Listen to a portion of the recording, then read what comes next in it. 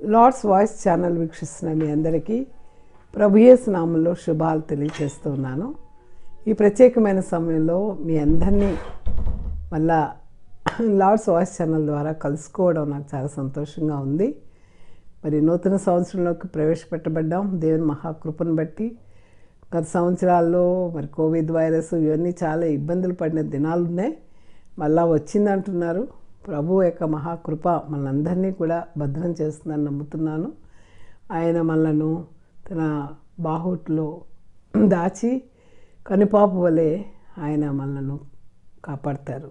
అది నా నమ్మకం. ఈ సమయంలో మీతో మాట్లాడే ముందు ఒక చిన్న ప్రార్థన చేసుకుందాం.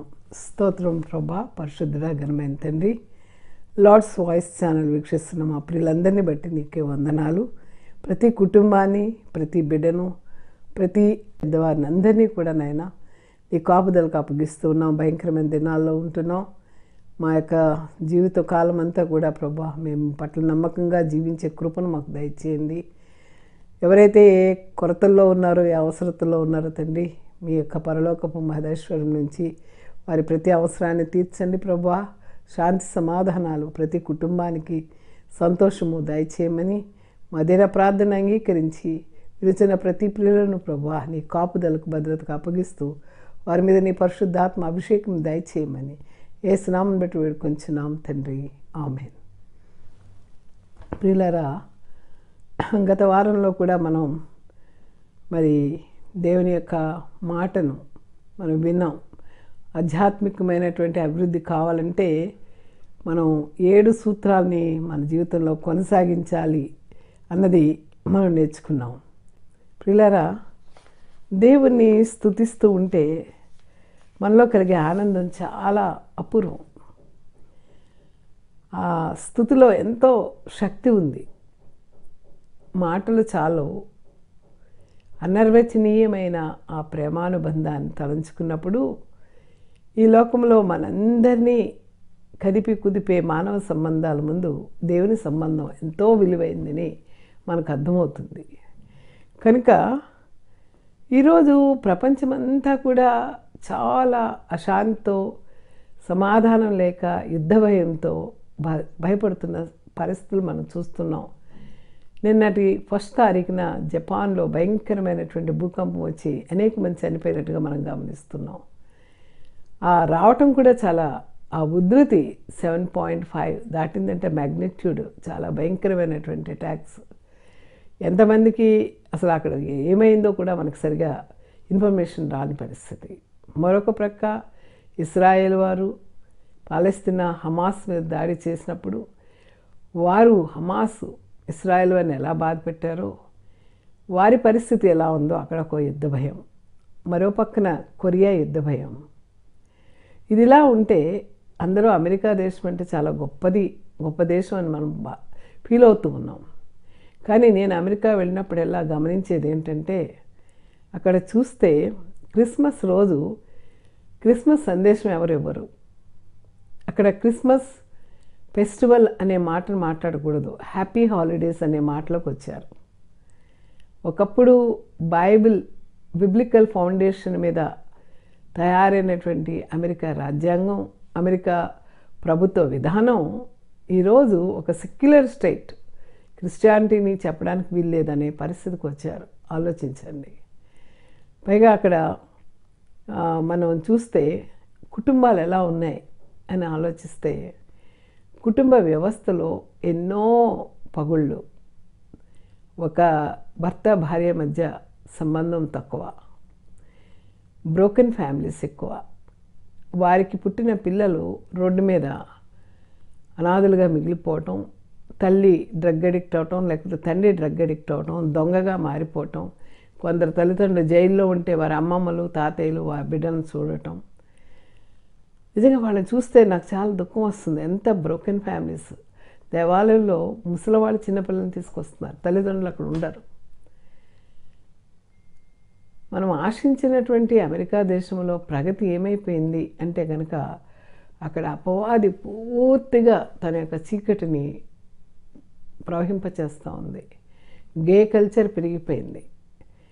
ఆడవాళ్ళు పెళ్లి చేసుకోవడం, మగవాళ్ళని పెళ్లి చేసుకోవడం, మరి చిన్నపిల్లలు ఇష్టం వచ్చినట్టుగా బిహేవ్ చేయటము, అక్కడ ఒక కంట్రోల్ అనేది లేదు, అంత డ్రగ్ అడిక్ట్స్ అయిపోతూ ఉన్నారు.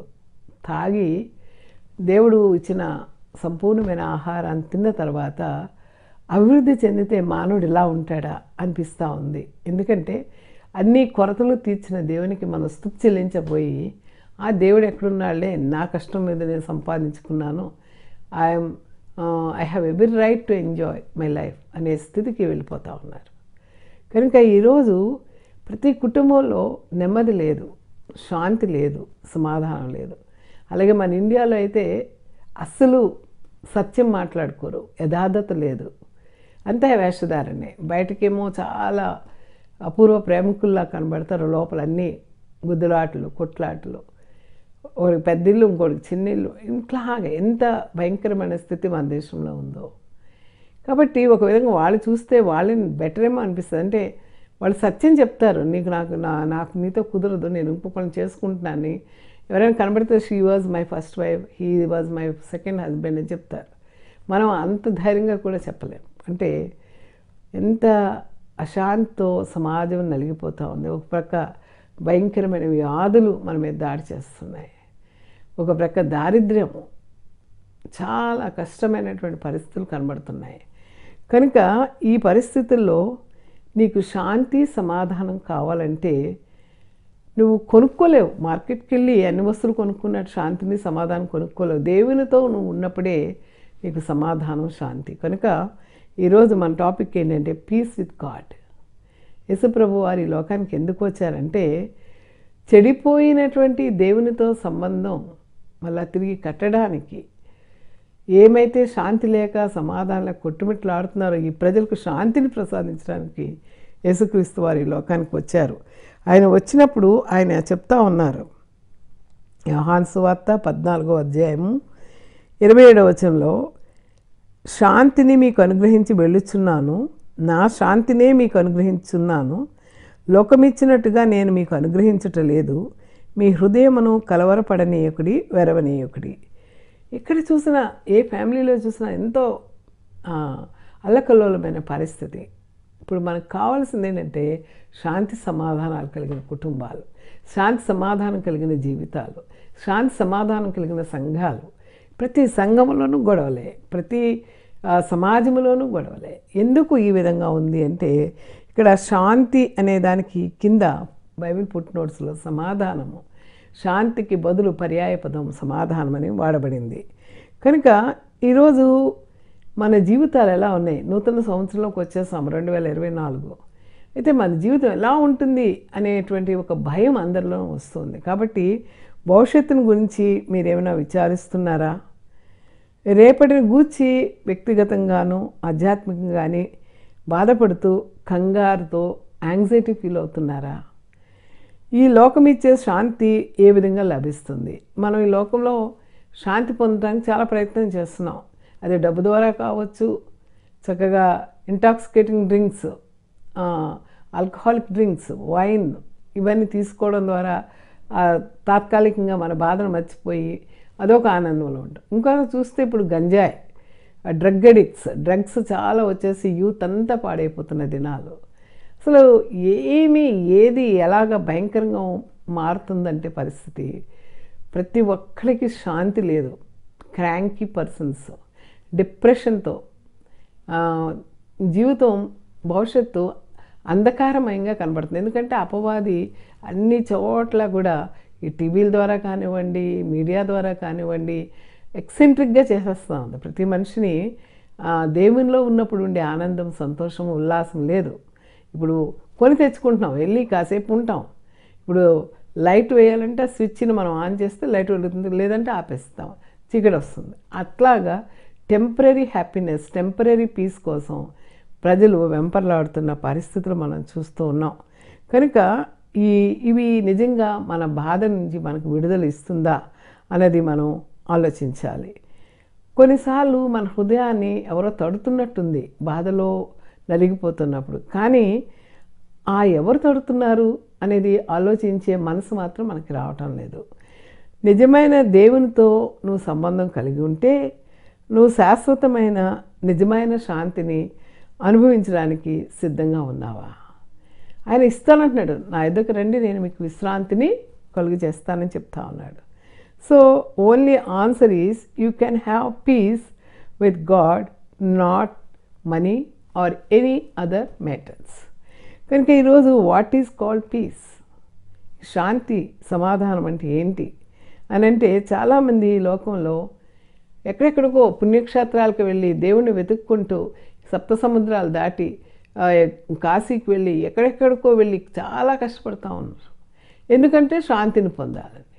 కానీ మానవుడు దేవుని వెతుక్కుంటూ వెళ్తే యేసుక్రీస్తు అనేటువంటి దేవుడు మానవుని వెతుక్కుంటూ నశించిపోతున్న వారిని వెతికి రక్షించడానికి ఆయన ఒక సామాన్య మానవుడిగా తండ్రి దగ్గర ఉన్న మహిమను, ఆ గొప్ప స్థితిని విడిచిపెట్టి దీనుడే, రిక్తుడే, మరి ఒక సామాన్యమైన కన్య అయిన మరి కడుపున పేదవానిగా పుట్టి, మరి ఏ గుర్తింపు లేని వానిగా పుట్టి, అనేకమైనటువంటి బాధలు అనుభవించి, మానవుడు పొందే బాధలన్నీ ఆయన అనుభవించి, పాపము లేనివాడిగా, పాపరహితుడిగా ఉండి, ఆ యొక్క శిలువ యజ్ఞం మీద బలి పశువుగా ఆయన వధింపబడ్డాడు. కనుక ఈ పీస్ అనేది ఏమిటి అని కనుక మనం ఆలోచిస్తే, ఎందుకు నెమ్మది కోసం, సుఖం కోసం, లేకపోతే శాంతి కోసం వెతుకుతూ ఉంటారంటే, వారి జీవితాల్లో ఆనందాన్ని, స్థిరత్వాన్ని పొందాలి అని ఆశ ఉంది. కానీ మనుషులు ఎటుపోతున్నారు, గాలి ఎటు వీస్తే అటు వెళ్ళిపోతూ ఉన్నారు. ఇప్పుడు పబ్బుల వెంట, క్లబ్స్ అంట, మరి ఇంకా రకరకాలైనటువంటి గంజాయి, రకరకాలైనటువంటి మత్తు పదార్థాలకి బానిసలైపోతున్న పరిస్థితి మనకు కనబడుతూ ఉంది. రోజు we are seeing in the news. కాబట్టి బైబిల్ ప్రకారం అయితే శాంతిని ఎలా చూస్తారంటే, దేవునితో సంబంధం కలిగి ఉన్నప్పుడు దేవుడు మన జీవితంలో సంతోషాన్ని, సమాధానాన్ని ఇస్తాడు. అక్కడ there is no war between God and man. ఆయన మనతో ఉంటాడు. ఎంత చక్కటి హామీ ఇస్తున్నాడండి దేవుడు. కానీ ఎంతమంది దేవుని మాట వినడానికి ఇష్టపడుతూ ఉన్నాం. సో ఈ శాంతిని బైబిల్ ప్రకారం చూస్తే 3 రకాలుగా చూడవచ్చు. ఒకటి సైకలాజికల్ పీస్, రెండోది రిలేషనల్ పీస్, మూడోది spiritual peace. What is called psychological peace అంటే ద కంఫర్ట్ విత్ ఇన్, మన మనసులో మనం తృప్తితో సంతోషంగా ఉండటం, మనసులో నెమ్మది కలిగి ఉండటం. రెండవది ఏంటంటే relational peace, harmony among humanity, మానవులంతా కలిసి సంతోషంగా సౌజన్యంతో ముందుకు వెళ్ళడం. ఇక మూడో పీస్ ఏంటంటే spiritual peace, which is between God and man. ఆ 2 పీసులు అంటే సైకలాజికల్ పీస్ కోసం కానీ, రిలేషనల్ పీస్ కానీ ఎక్కడి నుంచి వస్తుందంటే spiritual peace is the origin to get those 2 peaces. కాబట్టి ఈరోజు మనం 3 విధాలైన నెమ్మదిని మానవుడు ఏ విధంగా పోగొట్టుకున్నాడు అని బైబిల్ చెప్తా ఉంది. సృష్టిలో మానవుని సృజించినప్పుడు దేవుడు తన పోలిక చెప్పిన వారిని చక్కగా ఆయన తయారు చేసినట్టు, సృష్టించినట్టు మనకు తెలుసు.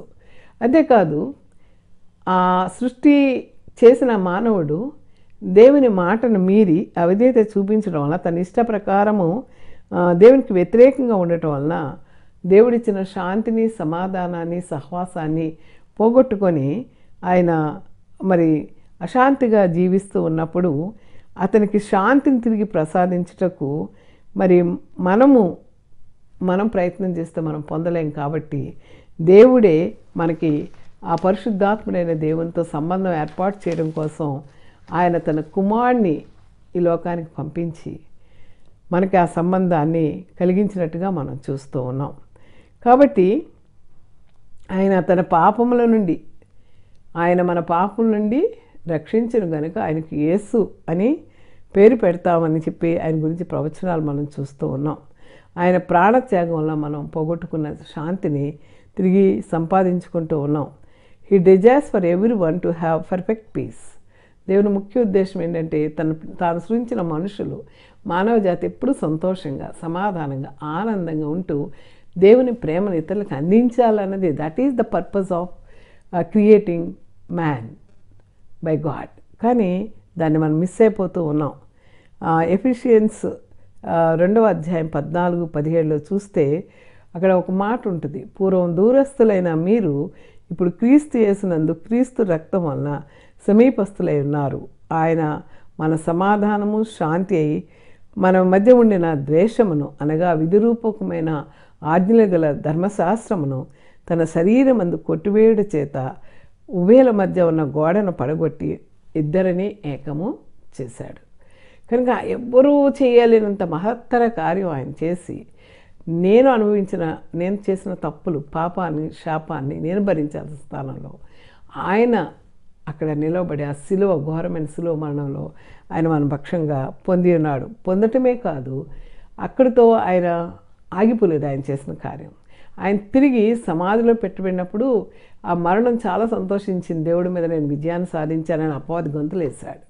కానీ 3వ దినమున ఆయన తిరిగి లేచాడు. లేవటమే కాదు, పునరుద్ధాన శక్తిని, రీజనరేటివ్ పవర్ని ఆయన మనకు అనుగ్రహించాడు. అందువల్ల యేసుక్రీస్తు వారిని ఎవరు దేవునిగా అంగీకరిస్తారో వారందరికీ తన కుమారులు అవ్వటానికి ఆయన అధికారాన్ని అనుగ్రహించినట్టుగా మనం చూస్తూ ఉన్నాం.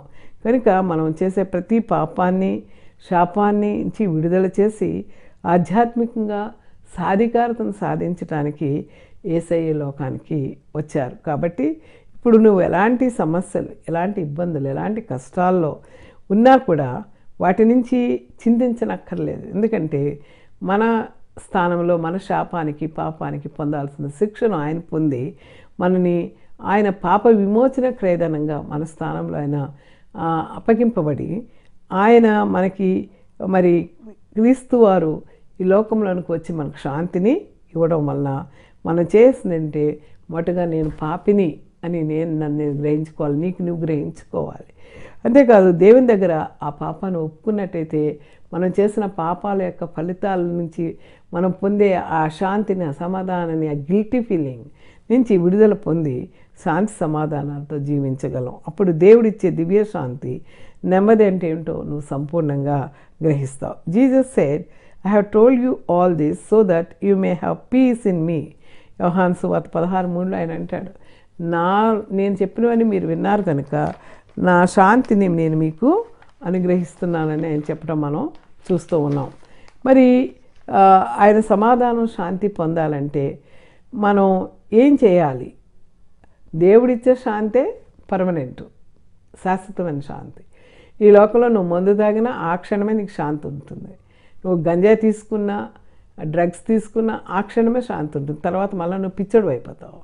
కాబట్టి శాశ్వతమైన శాంతిని పొందాలంటే దేవుడే కావాలి. మనం దేవుని విడిచిపెడితే ఇంకా బలహీన శక్తులు మన మీద తమ ప్రభావాన్ని చూపించి మన జీవితాన్ని దుర్భరం చేస్తాయి, చిగటమయం చేస్తాయి. కాబట్టి ఎవరు శాశ్వతమైన శాంతిని ఇవ్వగలరో, దానికి మనం ఎలా శాంతిని పొందుకోగలము అన్నది ఒక 4 అడుగుల్లో, అంటే 4 స్టెప్స్ని మనం ఫాలో అయితే ఖచ్చితంగా నువ్వు నేను అనుభవిస్తున్న ఈ అశాంతిని, అసమాధానాన్ని విడిచిపెట్టి దేవుడిచ్చే శాంతిని పొందగలం. ఒకటి, what is God's purpose about our life?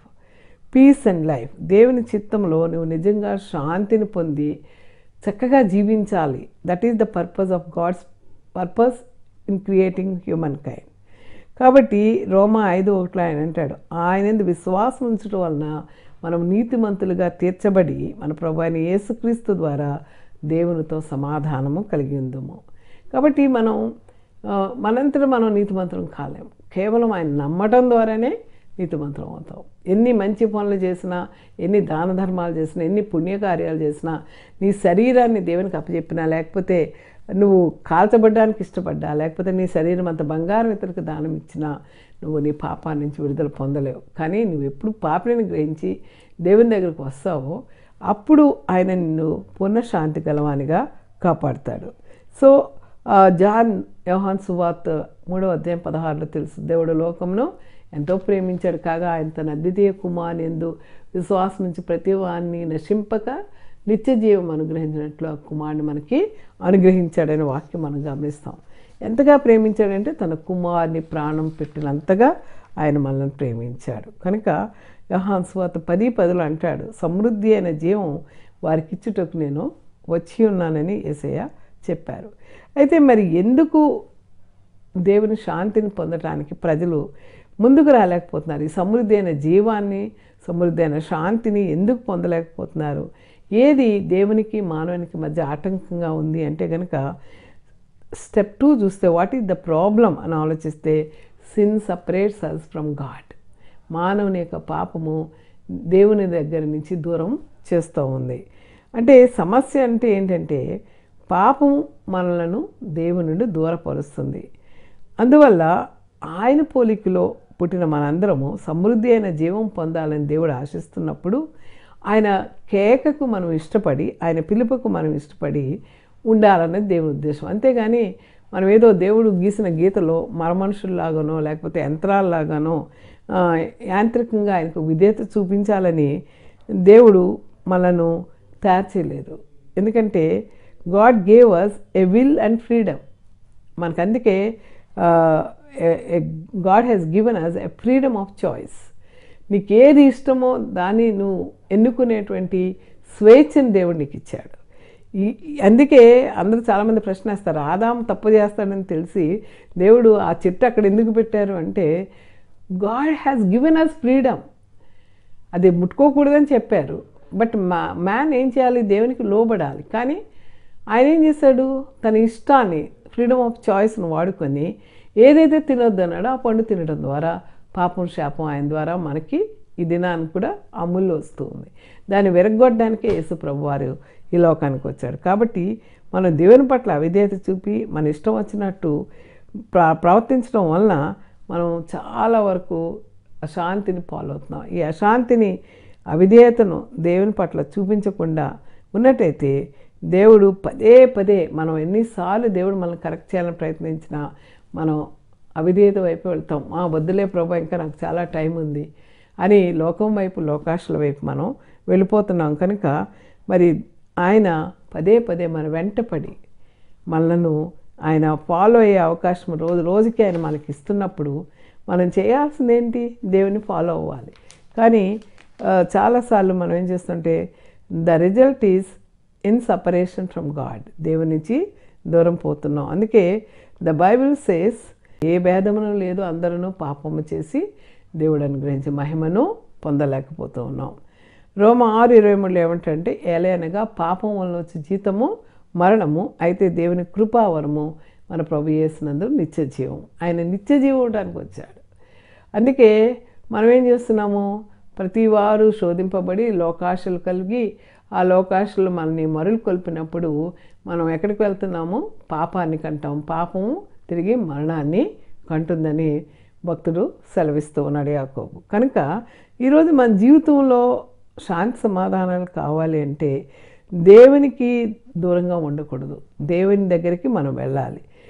అందుకే దేవుడు తిరిగి ఆయనే మన దగ్గరికి వచ్చి ఆ యొక్క gap between God and the man ఆయన ఫిల్ చేశాడు. మానవుని రూపంలో వచ్చి మానవునిలాగా ప్రవర్తించి మానవుని బాధలు ఆయన అనుభవించి. కనుక ఈరోజు చాలామంది ఈ గ్యాప్ పోవడానికి ఇందాక చెప్పాను, ఇష్టం వచ్చినట్టు వాళ్ళకి నచ్చిన సుఖాలు ఎంచుకొని ఇష్టం వచ్చిన దారికి, ఎవరికి తోసిన దారికి వాళ్ళు వెళ్ళిపోతూ ఉన్నారు. They are not correct.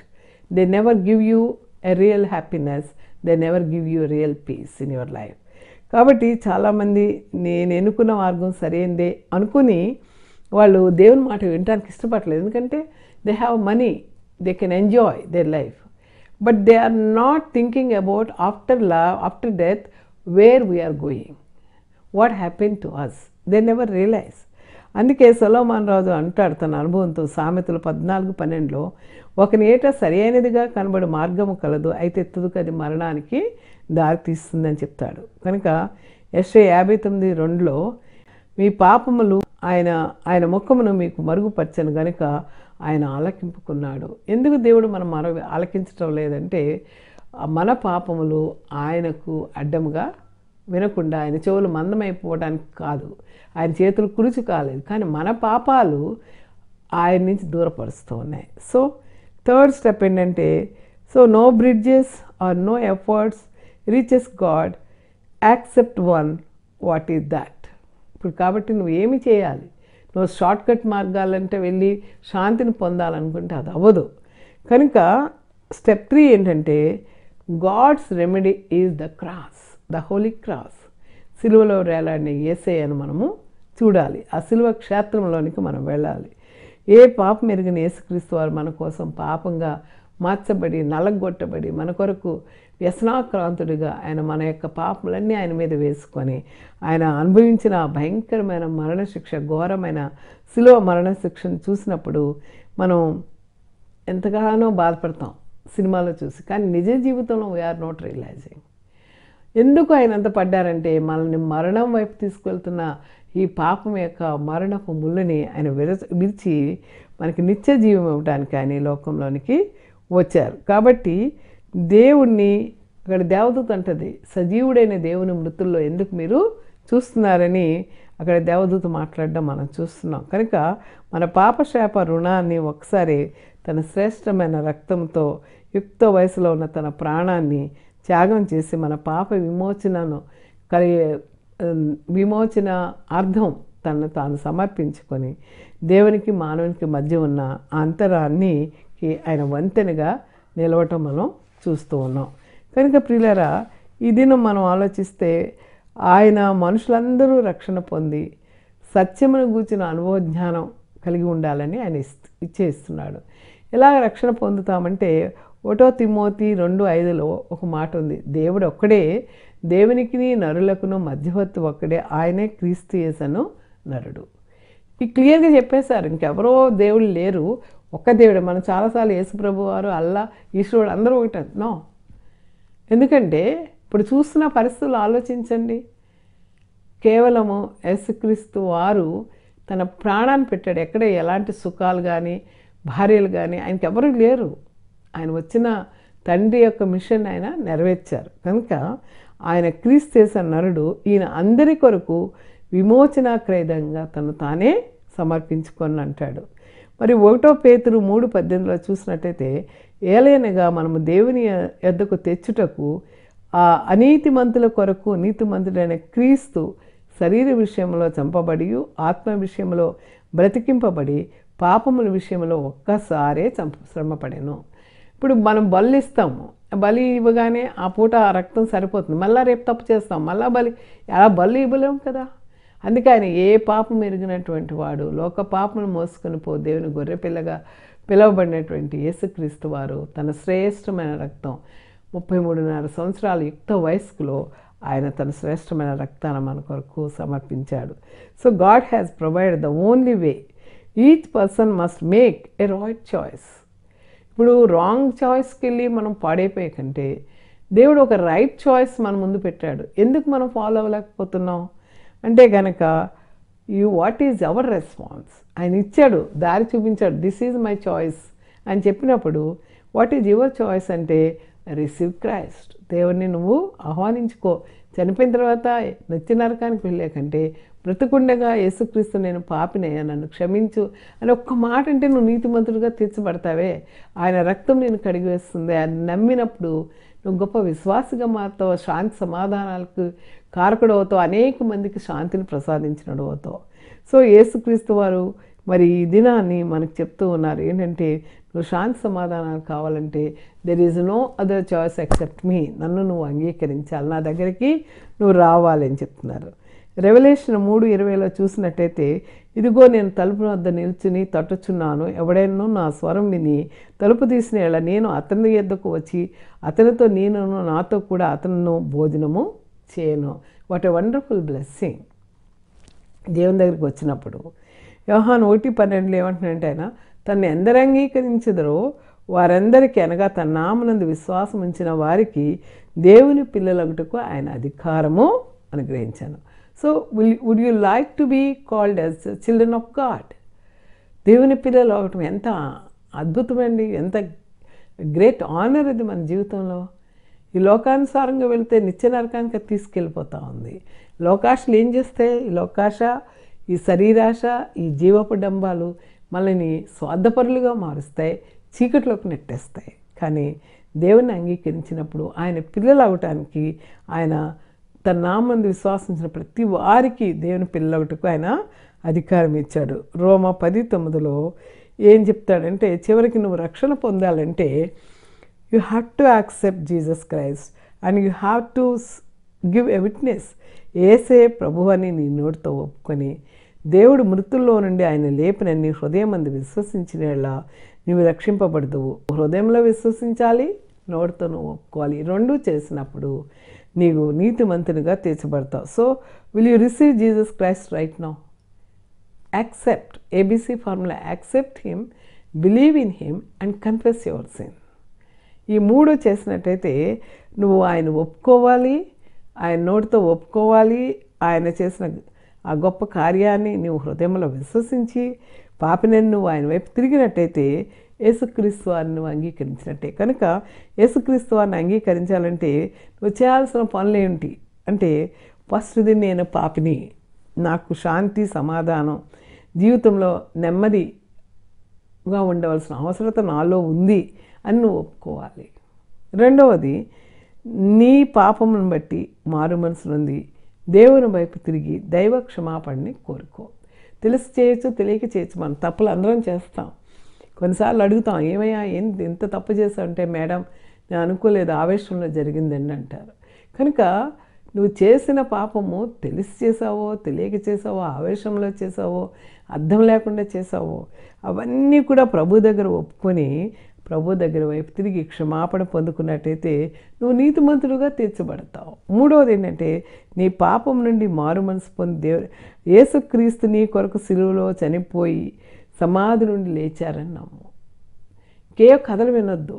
ఆయన ఒక్కడే నిన్ను లిబరేట్ చేయగలడు. Liberate from sin, liberate from darkness. నీ చీకటి జీవితాన్ని వెలుగులోనికి తీసుకెళ్ళగలిగింది ఆయన ఒక్కడే. అంతేకాదు, యేసుక్రీస్తు వారిని నీ జీవితంపై పరిశుద్ధాత్మ దేవునికి లోబడినట్లు నీలోనికి వచ్చి జీవించమని పరిశుద్ధాత్మ నువ్వు రిక్వెస్ట్ చేసుకున్నట్టయితే నీ హృదయంలో శాంతి నిలబడుతుంది. అంటే you receive Jesus as a lord and saviour. నిన్ను రక్షించేవాడు ఆయన నువ్వు నమ్మినట్టయితే యోహాను సువార్త 16:33లో నా యందు మీకు సమాధానం కలిగినట్లు ఈ మాటలు మీతో చెప్పుచున్నాను, లోకములో మీకు శ్రమ కలుగును, ఆయనను ధైర్యం తెచ్చుకొనండి, నేను లోకమును జయించి ఉన్నాను. కాబట్టి నా యందు మీకు సమాధానం దేవునిలో. If you have want peace, you must have piece in Christ. అప్పుడు ఆయన ఏమంటున్నాడంటే, లోకం మిమ్మల్ని బాధపెడుతుంది, కానీ నేనున్నాను కాబట్టి ధైర్యం తెచ్చుకోండి, మీకు నేను లోకాన్ని జయించు. ఆయన మనలో ఉన్నవాడు ఈ లోకంలో ఉన్నవానికంటే గొప్పవాడు. కనుక ఈ దినం శాంతి సమాధానాలు లేక జీవితంలో సమస్తాన్ని పోగొట్టుకొని ఆత్మహత్యలు చేసుకుంటున్న వారు అనేక మందిని మనం చూస్తున్నాం. ఒకరిని ఒకరు చంపుకోవడం మనం చూస్తున్నాం. ఇలాంటి భయంకరమైన పరిస్థితుల నుంచి విడుదల రావాలి, శాంతి నెలకొల్పాలి. ఆ చీకటి పోయి యేసుక్రీస్తు వారి నేనే లోకానికి వెలుగై ఉన్నాను అన్న ఆ వెలుగును మనం పొందుకోవాలంటే we have to confess and we have to receive Jesus Christ as your own saviour. దేవుడు మీకు అట్టి హృదయాన్ని ఇవ్వాలని, ఏమైనా మనలో దాచబడిన పాపం ఉన్నా, తెలియని పాపం ఉన్నా ప్రభువారి దగ్గరికి వెళ్ళి పాదాల దగ్గర ఒప్పుకుంటే నీ జీవితం శాంతిమయంగా సమాధానమయంగా చేయడానికి ఆయన నీ ప్రక్కనే ఉంటారు. జడేయకం, భయపడకం, నేను నీకు తోడై ఉన్నానని నీ జీవితకాలం అంతా ఆయన నడిపించగలిగిన గొప్ప శక్తిమంతుడు. నమ్ముతున్నారనుకుంటున్నాను. ప్రార్థన చేసుకుందాం. స్తోత్రం ప్రభువా, ఈ ప్రత్యేకమైన సమయంలో మా ప్రియులతో మాతో మాట్లాడినందుకు వందనాలు. నిజమే ప్రభువా, అనేక విషయాల్లో బిడ్డల వివాహాలు జరగక, బిడ్డల భవిష్యత్తు స్థిరపడక, లేకపోతే వ్యక్తిగతమైన దోషాల వల్ల నలగొట్టబడుతున్న జీవితాల్లో ప్రభువా శాంతిని సమాధానాన్ని ఇవ్వడానికి మీరు సిద్ధంగా ఉన్నారు. కనుక మీరు ఇచ్చే శాంతిని మేము పొందుకొని ప్రభువా మిమ్మల్ని మా జీవితాలను ఆహ్వానించినప్పుడు మా యొక్క అశాంతి, అసమాధానము, ఆ చీకటి శక్తులన్నీ కూడా యేసు నామములో లయపరిచి నాయనా ప్రతి కుటుంబంలో ఆనందము, సంతోషము, సమాధానము దయచేయమని వినచిన ప్రతి ఒక్కరిని పేరు పేరున ఆశీర్వదించి మీ మెండైన దీవెనలు కుంభవృష్టిగా వారి మీద కుమ్మరించమని యేసుక్రీస్తు నామాన్ని బట్టి మిక్కిలి వినయముగా బ్రతిమలాడి వేడుకొంచున్నాం తండ్రి. ఆమేన్. God bless you.